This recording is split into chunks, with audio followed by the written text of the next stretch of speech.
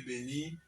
Nous sommes reconnaissants kujua kama muko bengi tena sai kutufuata depuis ville ya Bukavu dans ma territoire yote. Merci pour les échos, les suggestions, les propositions que vous nous donnez à partir de Kinshasa, des États-Unis. Tunashukuru sana kubali biko Uganda, Goma na fasi yote. Tunasema soyez bénis. Si vous qui êtes en Haïti, au Maroc et en Atlanta, soyez bénis au nom de Jésus-Christ.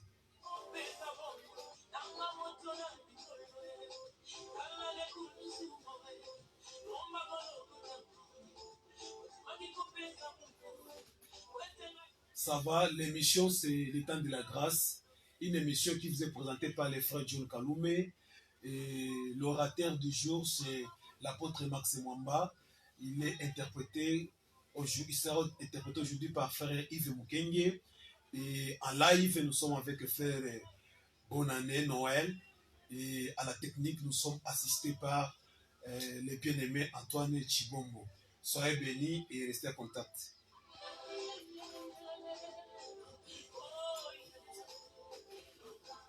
Sans pour autant tarder, tutakuwa tunapokea mtumishi wa Mungu. Unajua kama tematiki moja tunakuwa tunadevelope katika kipindi, c'est les secrets de la rémission éternelle du péché et la renaissance spirituelle, siri ya msamaha milele wa dhambi na kusaliwa upya kiroho. Bila kuponda muda, tutakuwa tunapatia mtumishi wa Mungu kauli na kutuingiza katika somo la magharibi ya leo. Vous avez la parole, homme de Dieu. Ok, soyons bénis de partout où nous sommes. Nous sommes à l'heure d'écouter la parole, comme d'habitude. C'est notre rendez-vous de mardi à 19h15, heure locale ici à Bukavu, 17h15, heure JMT. Et partout vous pouvez nous écouter. Soyez bénis, nous vous souhaitons une bonne écoute. Na tunakuwa hapa kila siku ya pili tokea saa 1:30 ya usiku hapa kwetu Bukavu, na 17h15 ama saa 11 ya jioni katika mahali pengine katika ulimwengu. Bon, nous sommes toujours avec notre belle histoire de l'homme 38 ans malade, comme Jean nous le relate dans Jean, l'évangile de Jean, chapitre 5, du verset 1, je crois 17. Le frère pourra encore lire pour un peu nous rafraîchir la mémoire. Pour ceux qui ne nous ont pas suivis la fois passée, nous vous signalons que sur page YouTube, hein? Oui, YouTube, je crois qu'on pourra vous donner toutes les indications après. Vous pourriez suivre tout le message que vous n'avez pas pu capter. Na tunaendelesha mada yetu ya yule mtu ambaye alikuwa amepooza miaka 38 katika Yohana sura ya 5 mstari wa 1 hadi 17. Tunaendelesha hiyo mada, na pia mnaweza kutufuata ku address yetu ya YouTube. Huko mnakuwa mafundisho yote ama mahubiri yote ambayo tunahubiri hapa yako huko. Ndugu atawapatia ile address. Jean 5, Yohana 5, je crois de 1 à 17. Moja mpaka 17. Il y a un récit merveilleux. Kuna usomi ya habari ya muhimu sana. Vous connaissez tous l'histoire de cet homme 38 ans malade qui gisait à côté de la piscine de Bethesda. Unajua nyote habari ya huyu mtu ambaye amepooza miaka 38 ambaye alikuwa analala pale kisima ya Bethesda. Il était paralysé. Alikuwa amepooza. Il était là, paralytique. Na alikuwa pale kiwete amepooza. Il était là pour trouver la guérison. Na alikuwa hapo ili atafute uponyaji. Mais il y avait un problème, c'est qu'il ne pouvait pas pouvoir par lui-même se jeter, être le premier à tomber dans l'eau quand l'ange agitait l'eau.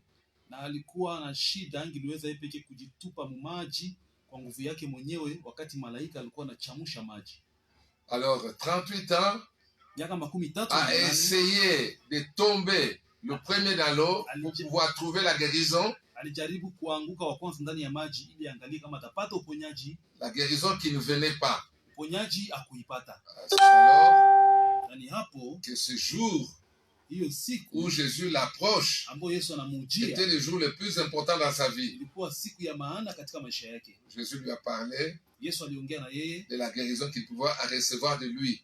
juu ya uponyaji ambao angilipokea kutoka Yesu. Parce que dans la condition de cet homme, Katika hali ya huyu mtu, seule la guérison provenant de Jésus était possible pour lui. ni uponyaji tu ambayo Yesu angilimpatia ndio ingiliwezekana. Et nous voulions prendre ce récit, l'exemple de cet homme qui nous donne beaucoup d'enseignements concernant aussi notre situation spirituelle vis-à-vis de Dieu.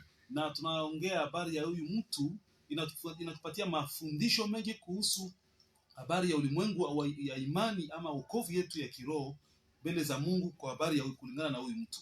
Cet homme paralysé à côté de la piscine de Bethesda qui essayait de se jeter aussi comme les autres dans l'eau afin de trouver la guérison est un exemple vraiment de nous-mêmes aussi. Huyu mtu ambaye alikuwa pamoja na wengine wagonjwa na alikuwa amepooza kisima Bethesda, alijaribu kushtupa ndani ya maji lakini hangiliweza. Ni mfano ya mzuri kwetu kwa ajili ya wokovu pia. Parce que le péché nous rend aussi spirituellement paralysés aussi. Na dhambi kiroho inafanya pia tupooze.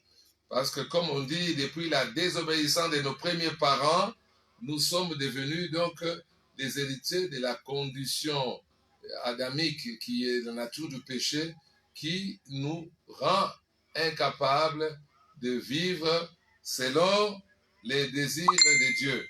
Tokea wazazi wetu wa kwanza Adamu na Eva walipoasi Mungu, tulirithi kutoka kwao asili ya dhambi, na hii asili inafanya kwamba tusiishi sawasawa na kisi Mungu anahitaji. Précisons que Adam est le premier qui soit devenu pécheur par la désobéissance, par l'acte de désobéissance clair devant Dieu. Na tupani mwangaza hapa kusema ya kwamba Adamu ni mtu wa kwanza ambaye amefanyika mwenye dhambi kwa kuasi Mungu.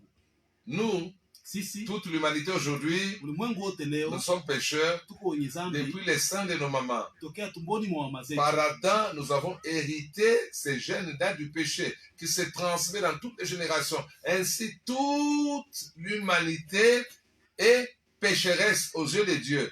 Non pas parce que chacun a fait du mal, mais à travers l'hérédité spirituelle qui est la nôtre, quoi.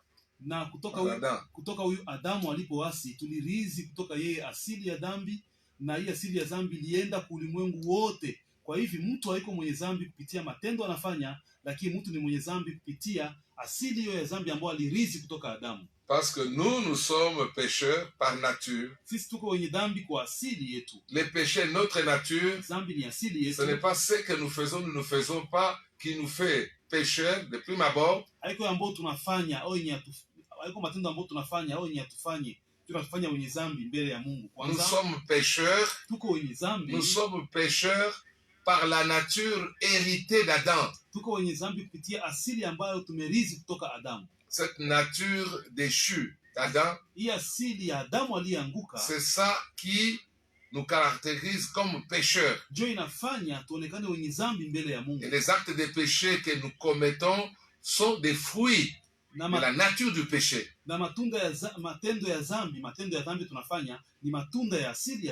Sans avoir rien fait depuis notre conception. Dans le sein de nos mamans, nous sommes déjà pécheurs. Nous naîtrons pécheurs dans ce monde. Oui, nous sommes nés pécheurs. Et ça reste ainsi. Rien ne peut changer cela. C'est vrai, plus tard, nous allons commettre beaucoup d'actions abominables par nos paroles, avec nos pensées, par nos actes. Nous ferons toutes sortes de choses. Nous ferons ou nous ne ferons pas. Ce n'est pas cela qui nous fait pécher devant Dieu. C'est la nature établie à nous. À travers Adam et Ève, toute la descendance de l'humanité qu'est l'humanité aujourd'hui. Toute race. Tout le monde est pécheur.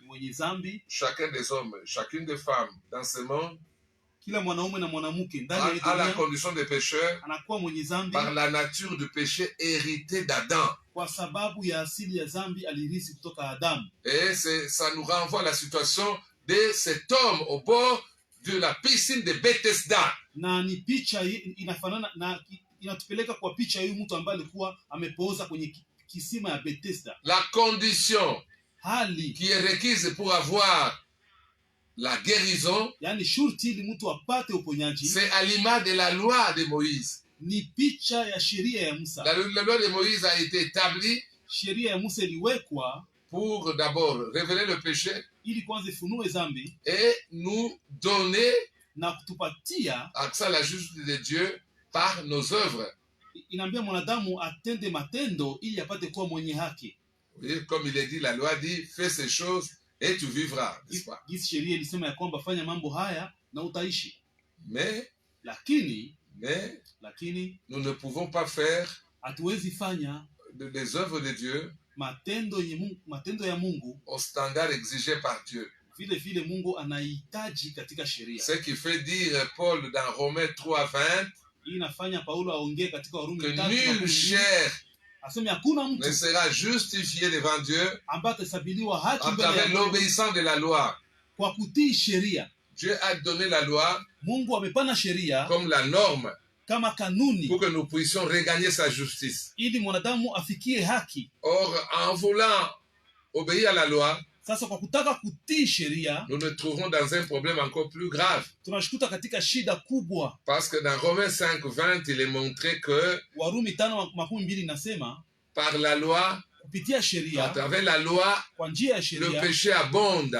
dhambi Le inaongezeka. péché abondant, Dhambi ilipoongezeka au lieu que la loi freine ou diminue le péché, kuliko sheria izuie ama ipunguze dhambi, par la loi, le péché a abondé. kwa njia ya sheria dhambi ilizidika sana. Et le péché abondant, Na wakati dhambi ilizidika sana, Dieu n'a d'autre solution que la grâce. Mungu ana jibu ingine isipokuwa neema. Donc à Bethesda, Pale Bethesda il y a l'image de la loi, kuna picha ya les sheria, conditionnalités exigées pour recevoir la guérison. shurti ambayo ilikuwa pale juu mtu C'est apone, comme les conditions qui nous sont données dans la loi ni kama shurti ambazo sheria inatuambia pour acquérir la justice. ili mwanadamu afikie haki.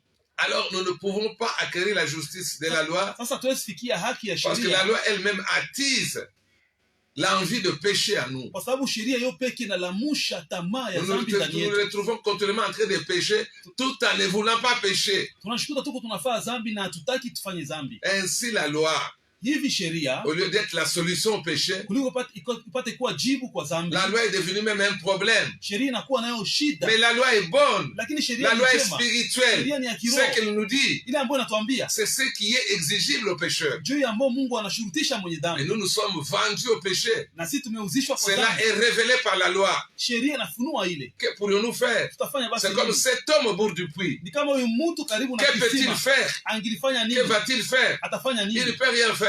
Atafanya kitu. Chaque tentative Kila est kujaribu un échec. anashindwa. Je crois qu'il était déjà désespéré. Naamini alikuwa ishakosa Et matumaini, Christ vint à lui, na Kristo comme anamjia. la loi est venue à nous aussi. Gisi sheria ilitujia La pia. loi nous a rendus désespérés. Sheria ilifanya tukose Nous avons matumaini, compris notre condition, tulielewa hali qui est yetu une condition ambayo ni hali dans laquelle nous ne pouvons pas sortir. ambayo hatuwezi toka ndani Nous yake. n'avons pas besoin d'une bonne loi. Hatuhitaji sheria La njema. loi est bonne, Sheria iko njema, mais elle n'est d'aucune solution lakini haiko jibu pour nous. kwa ajili yetu. Ce dont nous avons besoin, Ile ambayo c'est tunahitaji un rédempteur, ni un mkombozi, sauveur parfait. mwokozi Et kamili. Christ Na Kristo est venu à cet homme, amekuja kwa huyu mtu, aussi paralysé qu'il était, hata kisi alikuwa amepooza, incapable d'accéder à la guérison qu'il était pourtant à sa portée. alishindwa kufikia uponyaji ambao ilikuwa pale karibu yake. Dieu n'est pas loin, Mungu haiko mbali, mais nous ne pouvons pas l'atteindre. lakini hatuwezi mfikia. Pourquoi? Juu ya nini? Parce que le péché, Juu dhambi c'est comme quelque chose qui met un fossé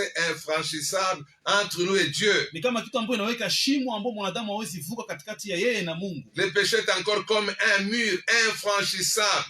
Dhambi pia ni kama ukuta ambao mwanadamu hawezi tambuka. Nous avons donc besoin d'être rachetés. Tunahitaji kugombolewa, Et nous pouvons écouter na tunaweza dans kusikia Hébreu katika Waebrania quelque chose de très intéressant. kitu moja muhimu sana. Regardons Hébreu, Tuangalie Waebrania, Hébreu 10, Waebrania 10 de 4 à 11. soma 4 hadi 11. C'est quelque chose qui se passe Kitu moja inapitikana hapo. nous concernant. La Bible dit ceci. Oui, la Bible dit, Il est impossible que le sang des taureaux et des boucs ôte le péché. Haiwezekane damu ya mbuzi na ya ng'ombe iondoe dhambi. C'est pourquoi Christ, Ndio maana Kristo entrant dans le monde, alipoingia duniani il dit, alisema tu n'as voulu ni sacrifice ni offrande, haukutaka dhabihu wala sadaka, mais tu m'as formé un corps. lakini mwili ulinifanyizia. Tu n'as agréé ni holocauste ni sacrifice pour le péché. Haukuhitaji sadaka ama dhabihu juu ya dhambi. Alors j'ai dit, Alafu nikasema, voici je viens. tazama nakuja, Dans les rouleaux du livre, il est,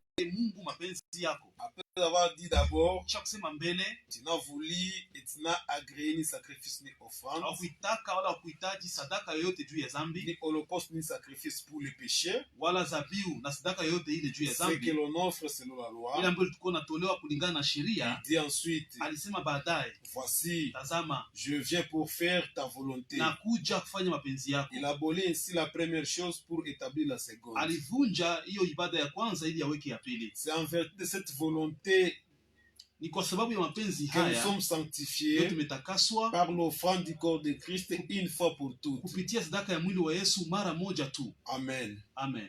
11, la Bible dit, et tandis que tout sacrificateur fait chaque jour les sacrifices, offre souvent les mêmes sacrifices, Na kwa sababu kila kuhani alikuwa anafanya kila siku alikuwa anatoa sadaka juu ya dhambi, qui ne peuvent pas ôter les péchés, sadaka ambazo hazingiliweza kuondoa dhambi. lui, après avoir offert un seul sacrifice pour les péchés, Yeye kisha kutoa sadaka moja tu juu ya dhambi, s'est assis pour toujours à la droite de Dieu, alikaa kwa milele kwenye mkono ya en kuume ya attendant Mungu. désormais que ses ennemis soient devenus son marchepied. Amen.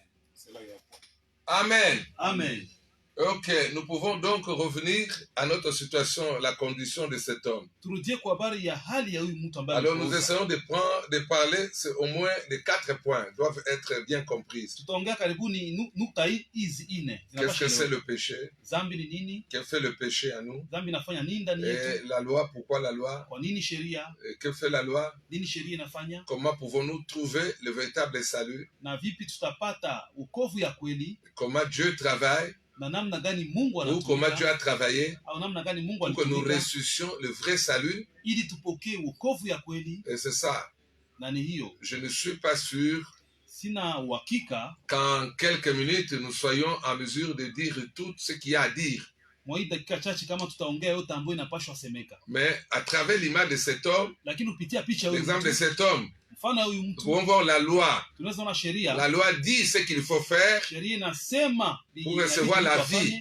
ili apokee uzima. Et c'est comme à cet endroit, Ni kama hii il y a la mahali loi kuna dans sheria les conditionnalités posées. katika shurti ambazo Quelles zilikuwa sont les pale. conditions posées? Shurti ilikuwa Il faut nini? être le premier à tomber dans l'eau quand l'ange agite. Inabidi uwe wa kwanza La kuanguka, piscine. uwe wa kwanza kuanguka majini wakati malaika anachamusha maji. Ce que la loi dit et ce que la loi dit est bon.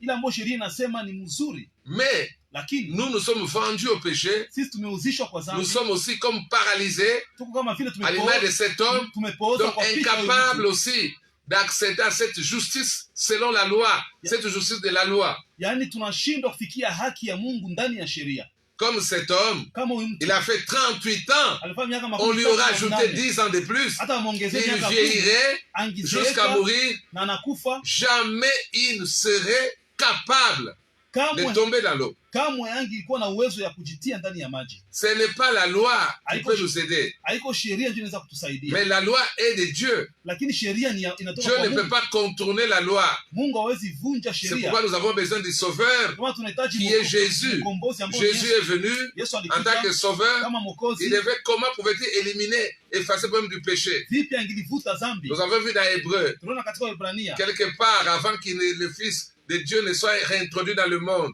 mahali pamoja mbele mwana wa Mungu aingie duniani, il a été vu alionekana que les péchés kwamba dhambi, n'étaient pas ôtés à travers le sacrifice yani de la loi. sadaka za sheria hazikuondoa dhambi, Parce que oui, kwa on sababu effaçait les péchés commis, ilikuwa inavuta dhambi tu zile mtu alifanya, mais le cœur demeurait toujours pécheur. lakini moyo wa mwanadamu ilikuwa tu moyo wa dhambi. Et il fallait Ilibidi un sacrifice kukuwe sadaka qui puisse ôter le péché ambayo inaweza kuondoa dhambi une fois pour toutes. mara moja tu, Et ce sacrifice, na hiyo sadaka c'était une personne. ilikuwa mtu. Le vrai holocauste, Sadaka ya kweli c'est Jésus. ni Et Yesu, Jésus est venu, na Yesu amekuja, et il était donc, na alikuwa basi lui, yeye l'agneau mwana qui kondoo peut ôter le péché. ambaye anaweza kuondoa dhambi, Et son sang précieux na damu yake ya était thamani le sang ilikuwa qui damu pouvait effacer ambayo ingeliweza nos kuvuta péchés passés, maovu yetu présents et ya kale, futurs. ya leo na Même dans la itakayokuja. mémoire de Dieu, Hata katika akili ya Mungu, le péché devait être effacé. yaani Mungu ana tena kumbukumbu ya dhambi yote Et ces choses ilifutwa, ont été faites. na hii mambo ilifanyika, Et c'est comme ça na ni qu'il vile peut être notre sauveur. njo alikuwa mwokozi wetu. Il a fallu qu'il endosse notre péché Ilibidi kwanza apokee dhambi yetu à travers le baptême, kupitia ubatizo qu'il yake, vive sans péché aishi duniani bila dhambi pendant tout son ministère terrestre, kwa muda wote ya huduma yake qu'il duniani, soit obéissant jusqu'à la mort, awe mtiifu mpaka kufa, qu'il meure à cause de nous, les pécheurs, akufe kwa ajili yetu sisi à la wenye croix dhambi, qui devienne péché. msalabani awe dhambi, Ainsi, sa mort aux yeux de Dieu na kifo yake mbele a ya macho été ya une mort Mungu précieuse ilikuwa kifo ya samani, et est devenue péché, na kukuwa mwenye mourant pour nos dhambi, péchés. akikufa juu ya dhambi zetu. Dieu savait Mungu alijua qu'il était innocent. kwamba alikuwa mwenye Dieu ana l'a hatia. ressuscité. Mungu Et par la alimfufua résurrection, kupitia nous ufufuko, avons donc accès à cette justice tulihesabiliwa haki, impossible dans la loi. ile haki ambayo iwezekane Cette kwa justice sheria, est devenue ile haki imekuwa, recevable par la foi, yani tunaweza tupokea haki sans kwa la imani loi. bila sheria. C'est Romains 2:21 qui l'affirme. Warumi 3:21 ndio inasema Et vile, nous avons cette justice. na tunakuwa na ile haki. Et par la justice, Kupitia haki nous avons tous les bénéfices. tunakuwa na faida zote Donc, de la part de Dieu, kutoka nous Mungu. pouvons voir cette communion, Tunaweza kuwa na cette ushirika, relation de fils, tunakuwa na ushirika ya baba na mwana, et nous pouvons être na hapo tunakuwa retournés, regagner la bénédiction de Dieu. katika tena baraka za Mungu. Et comme cet homme, Kama huyu mtu il a cru. aliamini, Quel est le témoignage qu'on doit croire aujourd'hui de la part de Dieu? tutaamini ushuhuda gani kutoka C'est que Mungu leo? Christ est mort pour nos péchés. Kwamba Kristo alikufa juu ya dhambi zetu, Par sa mort, kupitia kifo yake tous nos péchés ont été effacés. dhambi zetu zote Il est zilifutwa. ressuscité pour notre justification. Alifufuka ili Par sa tusabiliwe haki. résurrection, Kupitia ufuko nous wake sommes justes. tuko wenye haki, Donc nous sommes maintenant justes. tuko sawa wenye Ça, haki. c'est que la parole de Dieu dit. Hiyo neno la Mungu inasema Croire autrement, kuamini kinyume, croire autre chose, kuamini ce n'est mengine pas croire Dieu. haiko kuamini Mungu. Comment l'homme voit les péchés? Vipi mtu anaona L'homme voit les dhambi? péchés comme les actes. Mtu anaona dhambi tu Mauvais. kama matendo mabaya, Et qu'est-ce qu'il doit faire? na anaona atafanya nini, S'efforcer à ne plus pécher. anaona atajikaza asifanye dhambi C'est tena. ça la solution de l'homme. Hii ndio suluhisho ya En le mwanadamu. croyant ainsi, Sasa kwa kuamini vile, il se retrouve toujours anajikuta kila dans ce siku cercle vicieux, katika hiyo Péché, maisha ya dhambi. confesser Anafanya dhambi, anakiri, et s'engager à ne plus pécher, anaamua kama et atafanya pécher tena, encore, tena anafanya dhambi, confesser, anakiri, s'engager à ne plus pécher, anaamua kama et pécher atafanya tena, encore. anafanya dhambi Voilà la tena. vie spirituelle Hii ndio maisha ya qui est kiroho enseignée dans la chrétienté. ambayo inafundishwa katika Ukristo wa leo. Ça, ce n'est pas la parole de Dieu. Hii haiko La neno la parole de Dieu Mungu. dit, Neno la Mungu inasema Hébreux 9, 11, 12, Waebrania 9:10, en entrant dans les lieux célestes, alipoingia katika mahali pa Christ. mbingu, Kristo en versant son sang alipomwanga damu dans les yake sanctuaires célestes, katika mahali il pa a mbingu, obtenu pour nous une rédemption éternelle. alipata kwa ajili yetu ukombozi wa milele. Ainsi, Kwa hivi il a terminé le problème du péché. alimaliza shida ya Croyons dhambi. ainsi, Tuamini vile nous vivrons libres du péché. tutaishi huru Nous na découvrons que dhambi. le péché, Tutagundua kama quelque chose dhambi déjà résolu. ni kitu ambacho On vivre par la ishatatuliwa. foi, Naishi kwa imani, juste, mwenye haki, unis à Christ. tumekuwa kitu moja na Nous avons Kristo, sa vie. tuna maisha Nous pouvons yake, triompher tunaweza shinda de la puissance du péché uwezo ya et dhambi, nous pouvons vivre na tunaweza ishi au-dessus du péché, juu ya dhambi, au-dessus de toute puissance de Satan. juu ya kila nguvu ya shetani, Ainsi, toute la joie na furaha est yote nôtre en Jésus. inakuwa yetu katika Yesu. Voilà ce que nous pouvions dire ce soir Hicho tunasema magharibi ya en vous leo, donnant le rendez-vous tunawapatia tena pour la rendezvous prochaine fois. kwa siku ambayo La inakuja. prochaine fois, nous pourrions encore Siku ambayo inakuja tutaweza tena prendre d'autres aspects du salut. kukamata nafasi zingine, Que Dieu vous hali bénisse. nyingine ya wokovu. Mungu awabariki. Amen. Amen. Merci bien-aimé. Tunasema asante kwa mtumishi wa Mungu pour sa parole et nous gardons l'espérance d'être encore ensemble les mardis prochains à partir de 19h15 jusqu'à 20h, 20h15 et que provisoirement ici à Bukavu tunakutanika pale la botte chaque mercredi, vendredi na dimanche pia. Dimanche c'est à partir de de 10h jusqu'à 13h. Et les mardis et les vendredis, c'est de 16h à 18h. Nous disons merci à la radio de la Fondation Fan FM pour nous avoir réussi une initiative de l'honorable Amani Ngubiri Take. Et tunasema pia asante na oui. Merci à tous ceux qui nous ont suivis. Et si vous avez des questions, vous avez des préoccupations, vous pouvez nous contacter l'homme dédié sur 085 27 75 268. Je répète encore 085 27 75 268. Hiyo namba inakuwa pia kwa WhatsApp, donc unaweza kumwandikia, unaweza ita, unaweza fanya audio, makestion tunakuwa nayo na itakuwa baraka sana. Kwa ajili ya siku ya leo tunamalizia hapa, tunasema asante pour l'homme dédié apôtre Max Mwamba, merci pour son interprète frère Yves Mukenge, soyez béni. Merci pour Antoine Chibombo à la technique. Moi, à la présentation, c'est John Karoume. Et merci à frère Bonané Noël pour nous avoir mis en direct sur Facebook. Et pour cette soirée, restons bénis au nom de Jésus. Amen.